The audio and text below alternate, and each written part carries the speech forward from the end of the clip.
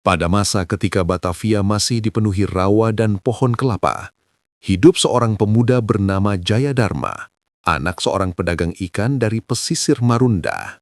Setiap pagi, ia membantu ayahnya menurunkan ikan di pelabuhan, sementara siang hari dihabiskan di tanah lapang tempat para lelaki berlatih pukulan, sejenis bela diri warisan nenek moyang.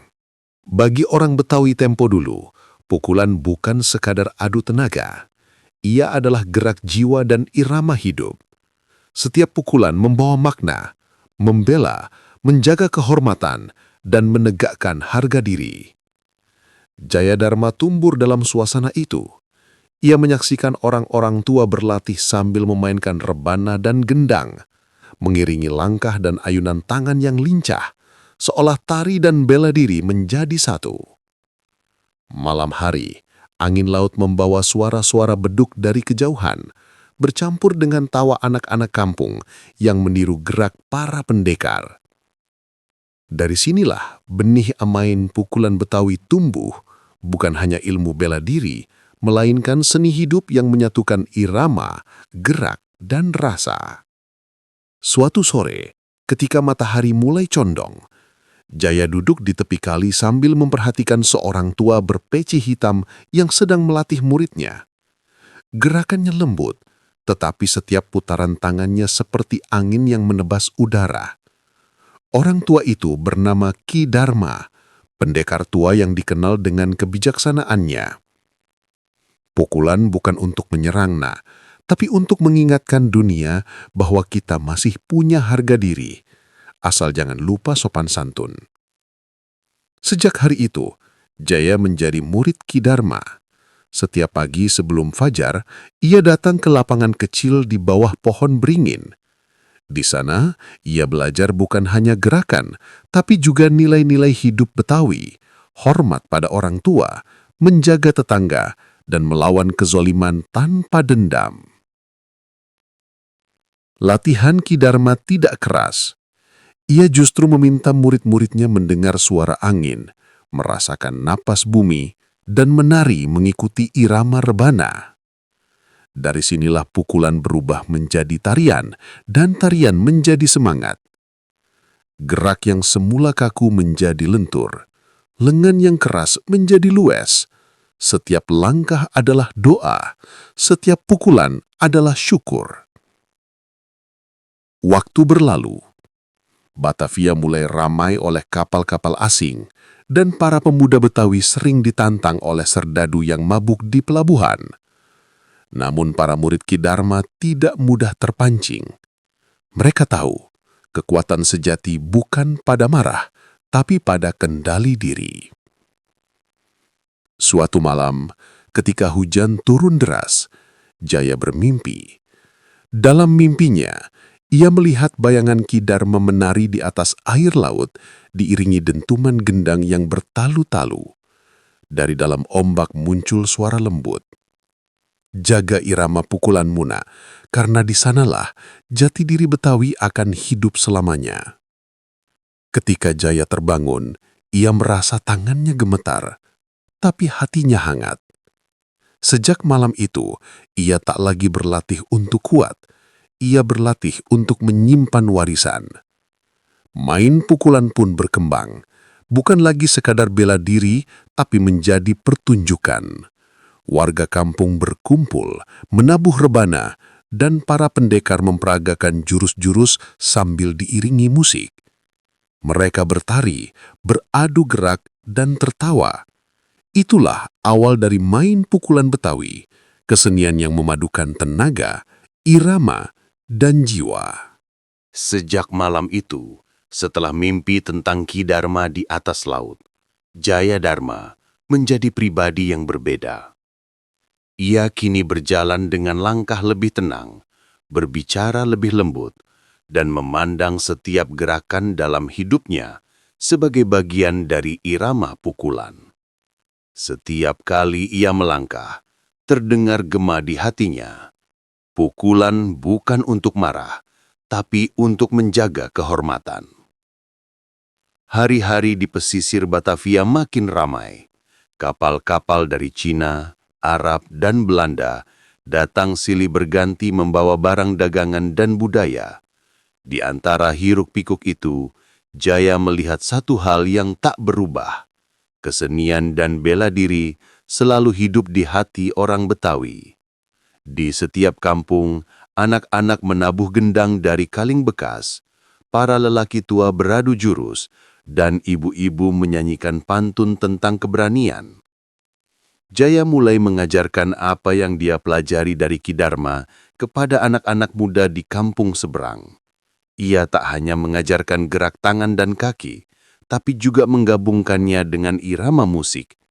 Ia berkata, kalau pukulan kita mengikuti gendang, tubuh tak hanya kuat, tapi juga indah.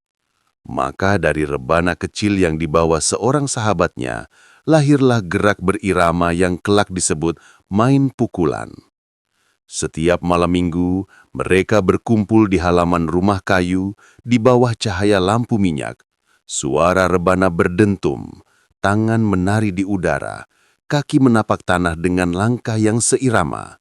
Mereka menyebutnya main pukulan rame-rame, sebuah bentuk silat yang dibalut dengan musik dan tawa. Anak-anak menonton, tertawa, dan menirukan jurus-jurusnya. Para orang tua bertepuk tangan, bangga melihat tradisi baru yang tetap berakar pada keberanian. Namun tidak semua orang senang. Di pelabuhan Sunda Kelapa, beberapa serdadu asing merasa terhina karena pemuda Betawi dianggap terlalu percaya diri. Mereka datang ke Kampung Jaya untuk menantang. Kalau benar kalian jago pukulan, lawan kami di lapangan besok pagi, kata salah satu dari mereka dengan nada mengejek. Jaya menunduk. Ia tidak marah. Ia berkata, pukulan bukan buat sombong. Tapi warga kampung menatapnya dengan cemas. Akhirnya Jaya setuju. Baiklah, tapi bukan untuk berkelahi. Kita akan tunjukkan bagaimana Betawi bermain pukulan dengan irama, bukan amarah. Keesokan paginya, di bawah sinar matahari yang menyilaukan, lapangan kampung penuh sesak. Para serdadu berdiri menunggu. Rebana mulai berbunyi pelan. Jaya maju diikuti beberapa muridnya. Gerakan mereka lembut tapi tegas, mengalir mengikuti ketukan gendang. Tangan memutar, kaki melangkah, kain sarung berayun. Para serdadu terkejut. Yang mereka kira perkelahian, ternyata tarian yang penuh kekuatan. Ketika salah satu serdadu menyerang dengan kasar, Jaya menghindar dengan gerakan ringan, menangkis, lalu menepuk bahunya dengan lembut. Serdadu itu terjatuh, bukan karena kekerasan, tapi karena kehilangan keseimbangan. Penonton bersorak, rebana semakin cepat, dan suara pantun menggema. Kalau pukul, jangan sembarang, ada adab, ada irama. Betawi kuat bukan garang, tapi berjiwa mulia selama-lamanya. Sejak hari itu, nama Jaya Dharma menyebar di kampung-kampung. Orang datang dari Condet, Kemayoran, dan Tanah Abang untuk belajar main pukulan darinya. Kesenian itu pun berkembang. Setiap jurus diberi nama yang terinspirasi dari kehidupan sehari-hari. Langkah kambing, sikut layar, jari angin, dan pukulan gantung. Semuanya diiringi oleh tabuhan rebana, tanjidor, dan kadang gambang kromong. Jaya selalu berpesan kepada murid-muridnya, yang penting bukan menang atau kalah, tapi bagaimana tangan dan hati seirama. Kalau gendang berhenti, hentikan pula amarahmu. Malam itu, setelah latihan, Jaya duduk di tepi kali. Ia menatap langit dan teringat wajah Ki Dharma. Guru, bisiknya lirih. Pukulan ini bukan lagi sekadar gerak. Ia telah menjadi nyawa rakyatku. Dari kejauhan, terdengar suara azan dan denting rebana bersahutan. Angin laut membawa aroma asin yang khas, seolah ikut menari bersama bunyi gendang. Main pukulan Betawi telah lahir sepenuhnya, bukan dari perang, tapi dari irama jiwa yang mencintai kedamaian. Waktu berjalan, dan musim berganti. Pohon kelapa di pesisir Marunda makin tinggi, sementara Jaya Dharma semakin dikenal di seluruh tanah Betawi. Ia bukan lagi sekadar pendekar muda yang pandai berkelahi, tapi guru pukulan yang mengajarkan irama dan makna hidup. Setiap kali ia melatih muridnya, Jaya selalu berkata, "Kalau tanganmu meninju tanpa hati, itu cuma marah.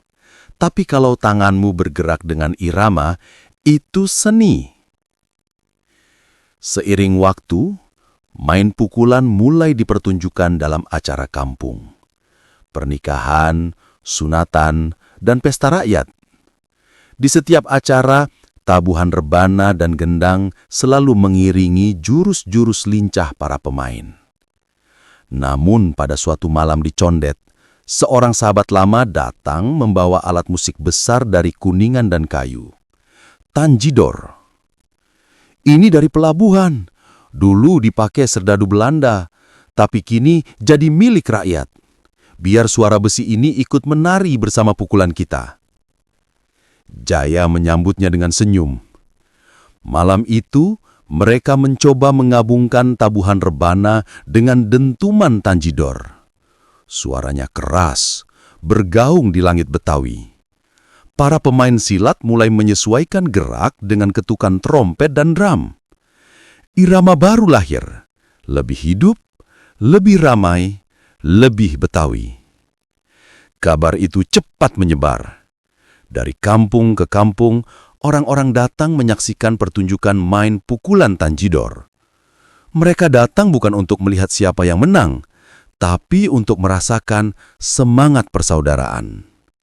Anak-anak kecil menari di pinggir arena, para ibu membawa kue cucur dan bir peletok untuk penonton. Semua tertawa, bersorak, dan berpantun. Main pukulan jangan marah. Tangannya lentur, hatinya sabar. Betawi rame, Betawi indah. Kalau bersatu, semua tegar. Namun, di balik kemeriahan itu datang kabar dari Tanah Abang. Dua kampung berselisih karena urusan tanah dan harga hasil kebun. Pertengkaran semakin besar, sampai nyaris pecah perkelahian antar kampung. Para sesepuh khawatir. Api kecil bisa jadi perang besar. Jayadharma dipanggil untuk menengahi. Ia datang dengan rombongan main pukulan, membawa rebana dan tanjidor.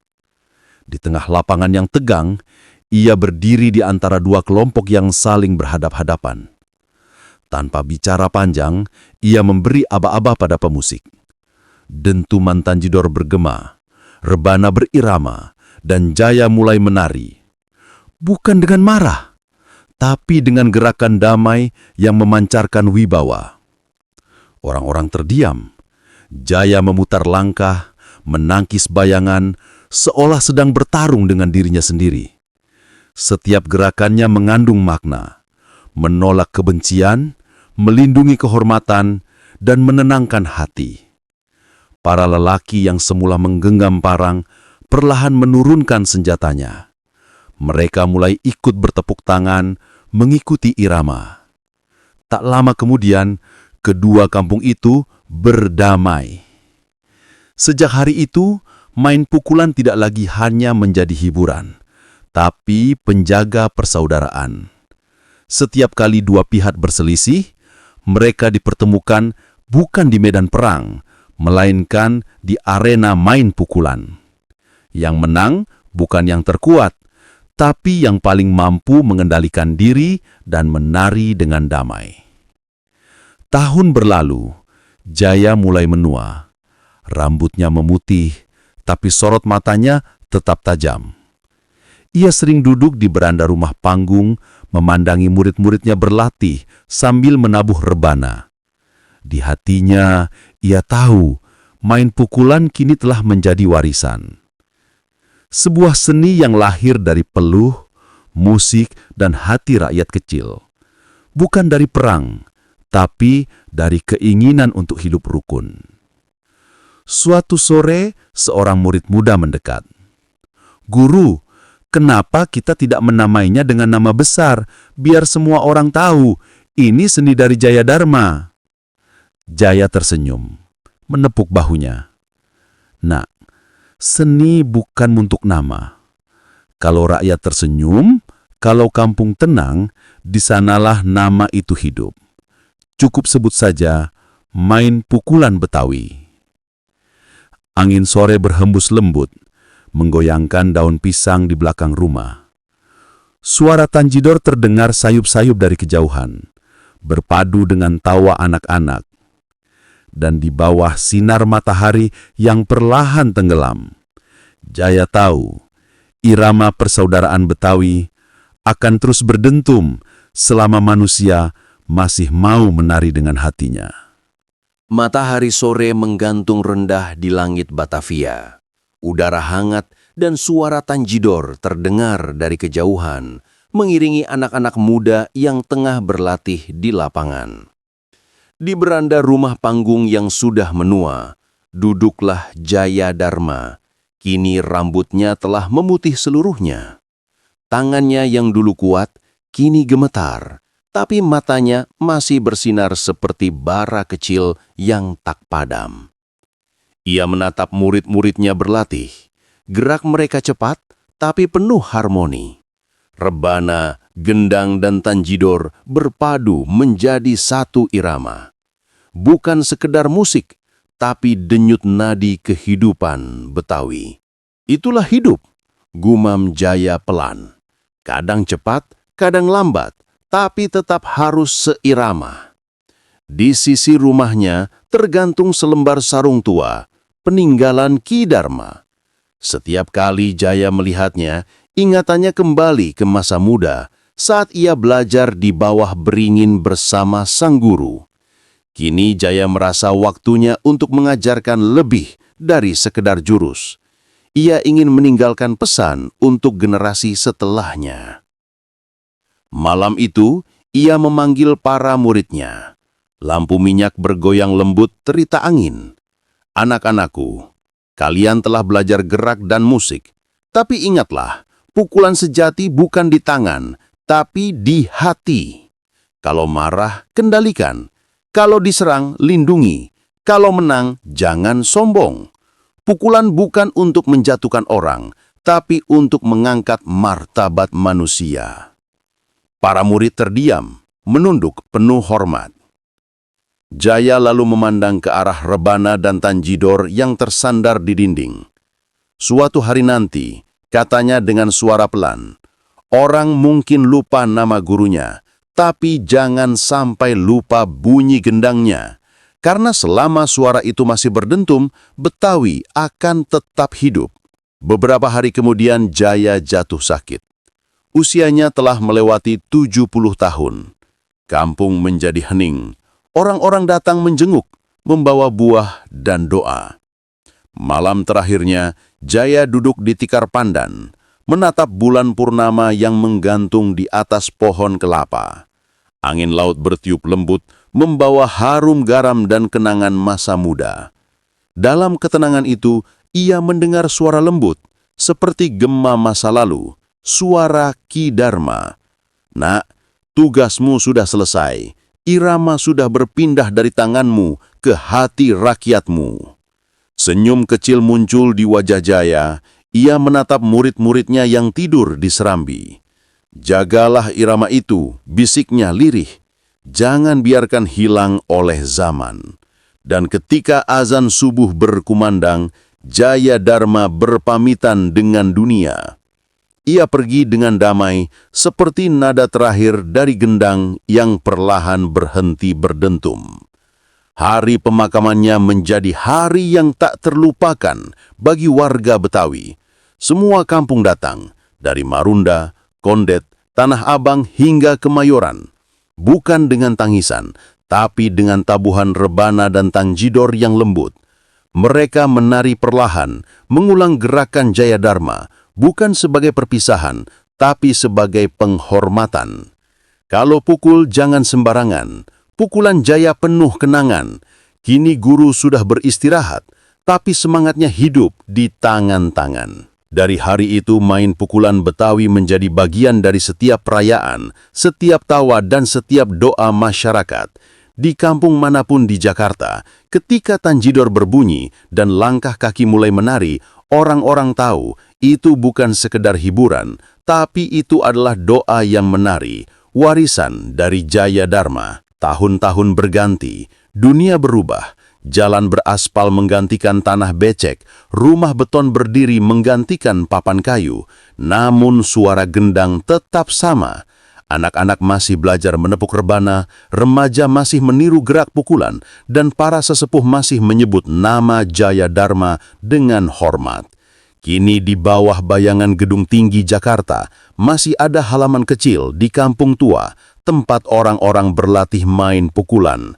Setiap kali tangan mereka berayun dan kaki mereka menapak, seolah semangat Jaya ikut menari di antara mereka. Tak terlihat tapi terasa. Main pukulan Betawi bukan lagi sekedar seni bela diri atau pertunjukan rakyat. Ia telah menjadi jiwa kota, simbol dari keberanian, kebersamaan dan cinta damai orang Betawi. Irama Tanjidor masih menggema, dan dalam setiap dentuman gendang, orang bisa mendengar nafas para leluhur yang berkata, selama tangan masih bergerak, selama gendang masih berbunyi, Betawi tidak akan mati. Dan di sanalah, di antara dentuman gendang dan hembusan angin laut utara Jakarta, legenda Jaya Dharma terus hidup. Bukan di buku, bukan di tugu, tapi di hati setiap orang yang menari dengan irama kebersamaan.